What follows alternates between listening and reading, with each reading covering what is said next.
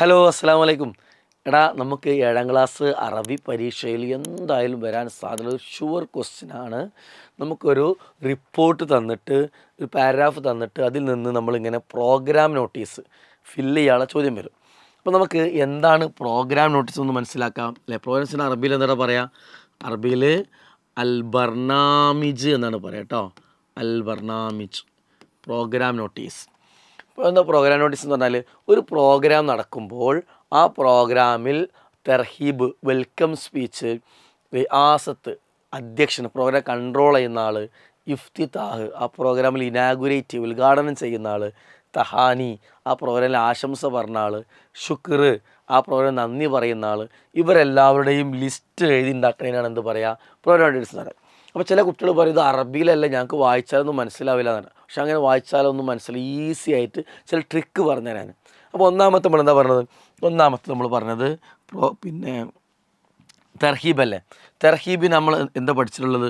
തെർഹീബിൻ്റെ meaning ഒന്ന് പറയാണ്, സ്വാഗതം അല്ലേ, വെൽക്കം സ്പീച്ച്. ഇനി റിയാസത്ത് പറഞ്ഞാലോ, അധ്യക്ഷൻ ആ പ്രോഗ്രാം കൺട്രോൾ ചെയ്യുന്ന ആൾ. ഇഫ്തിതാഹ് എന്ന് പറഞ്ഞാലോ, ഉദ്ഘാടനം അത് ഉദ്ഘാടനം ചെയ്യുന്ന ആൾ അല്ലേ. പിന്നെയോ തഹാനി എന്ന് പറഞ്ഞാൽ ആശംസ, അത് ആശംസ പറയുന്ന ആൾ. ശുക്ർ എന്ന് പറഞ്ഞാൽ നന്ദി, അതിൽ വോട്ട് ഓഫ് താങ്ക്സ് പറയുന്ന ആൾ. ഇനി ഈ തർഹീബ് എന്ന് പറയുന്ന ഇവിടെ എഴുതുന്ന പേര് എവിടെ ഉണ്ടാവുന്ന നിങ്ങൾ ഒന്നങ്ങനെ തർഹീബ് എന്നോ അതല്ലെങ്കിൽ നിങ്ങൾ ഈ പാരഗ്രാഫിൽ റഹബ എന്ന് പറഞ്ഞ സെൻറ്റൻസിൽ ആ ആളുണ്ടാവും. ഉണ്ടോ? റഹബ ഉണ്ടല്ലോ നിങ്ങൾ.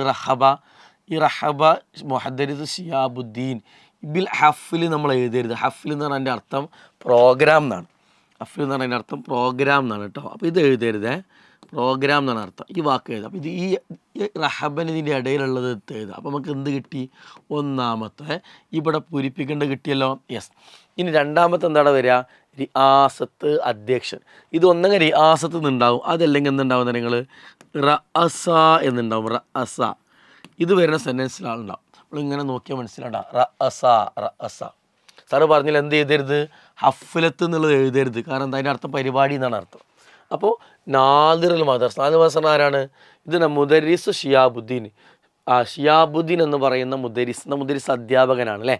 ഇതെന്താണ്? നാദിറുൽ മദ്രസ. നാദിർ എന്ന മദ്രസ എന്ന് പറഞ്ഞാൽ HM ആണ് അല്ലേ. HM. അപ്പോൾ HMനാണ് നമ്മൾ എന്ത് ചെയ്യണത്? ഇവിടെ എഴുതേണ്ടത് കേട്ടോ. നിങ്ങൾ ഇതേ പേര് പഠിച്ചു ഇതന്നെ പരീക്ഷയ്ക്ക് ചോദിക്കും കേട്ടോ. ഈ പേരുകൾ തന്നെ വരും. ഇനിയോ ഇഫ്തിതാഹ് ഉദ്ഘാടനം നമ്മൾ നോക്കേണ്ടത് എവിടെ നിന്ന്? നിങ്ങൾ അവിടെ ഒരു സെൻറ്റൻസിലുണ്ടാവും ഇഫ്തതഹ എന്നുണ്ടാവും കേട്ടോ. ഇഫ്തതഹ എന്നുള്ള സെൻറ്റൻസിൽ ആളെ പേരുണ്ടാവും. ഇങ്ങനെ നോക്കുമ്പോൾ ഇതാ ഇഫ്തതഹത്ത് അല്ലെങ്കിൽ നിങ്ങൾ ഇഫ്തതഹത്ത് അല്ലേ. ഇവിടെ ഇങ്ങനെ നമ്മൾ ഈ അഫ് എഴുതാൻ പാടില്ലല്ലോ, അഫ് എഴുതാൻ പാടില്ല. അപ്പോൾ അതിൻ്റെ ഇടയിലുള്ള ഇതാണ് എന്ത് ചെയ്യുക? അതിൻ്റെ നായിബു ഇദാറത്തു തഅലീം അല്ലേ. AEO എന്നാണ്. AEOൻ്റെ അറബിയാണത് കേട്ടോ. യെസ്. പിന്നെ അസിസ്റ്റൻ്റ് എഡ്യൂക്കേഷൻ ഓഫീസർ. പിന്നെ അപ്പോൾ ഇതാണ് എത്രാമത്തത് വരിക? മൂന്നാമത്തത് വരിക. ക്ലിയർ ആയല്ലോ? മൂന്നാമത്തത് ഇത് വരും. ഓക്കെ. ഇനിയോ നാലാമത്തെ തഹാനി അല്ലേ. തഹാനി എന്നുള്ളത് എങ്ങനെ കണ്ടെത്താം? ഇതേ പേര് തന്നെ ഒരു സെൻറ്റൻസിലുണ്ടാവും കേട്ടോ. കലിമാത്ത് തഹാനി കണ്ടില്ലേ. അപ്പോൾ അവിടെ ഈ അൽക്ക നമ്മൾ എഴുതരുത്. അൽക്ക എന്ന് പറഞ്ഞാൽ എന്താ അർത്ഥം? അൽക്ക പ്രസംഗിച്ചു എന്നാണ്. അപ്പോൾ എന്താണ് അവിടെ പേര് വരിക? ആനിസ് വലീന അല്ലേ. അനീസ് വലീന. ആനിസ് അല്ല, അനീസ് വലീന. അപ്പോൾ അനീസ് ലീന. അപ്പോൾ എത്ര ആളുണ്ട്? 2 ആളുണ്ട് അല്ലേ. അപ്പോൾ നമ്മൾ എന്ത് ചെയ്തു? അതേപോലെ എഴുതിയാൽ മതി കേട്ടോ. അപ്പോൾ ഇത് നമ്മൾ എന്ത് ചെയ്യുന്നു? നാലാമത്തെ സ്ഥാനത്ത് ഇത് എഴുതി 2 ആളുണ്ട്. അത് 2 കൂടെ എഴുതിക്കാൻ മതി. വലീന. ഇനി ശുക്ർ ഇവിടെ കൊടുത്തിട്ടില്ലെങ്കിലും നമ്മൾ ശുക്ർ എന്ത് ചെയ്യണം? ഏറ്റവും ലാസ്റ്റ് അനുസരിച്ച് ശുക്ർ ഉണ്ടെങ്കിൽ കലിമത്ത് ശുക്ർ. അപ്പോൾ എന്ത് ചെയ്യണം? ഇതാ അവിടെ ഇയാളെ പേരുണ്ട് അമീനു മുൻതദ്ദ അലോത്തിൽ അറബിയ എന്നുണ്ടാവും. ഈ അൽക്ക എന്നുള്ളത് എഴുതരുത് കേട്ടോ. അൽക്ക എന്നുള്ളത് എന്താണ് അർത്ഥം? പ്രസംഗിച്ചു എന്നാണ് അർത്ഥം.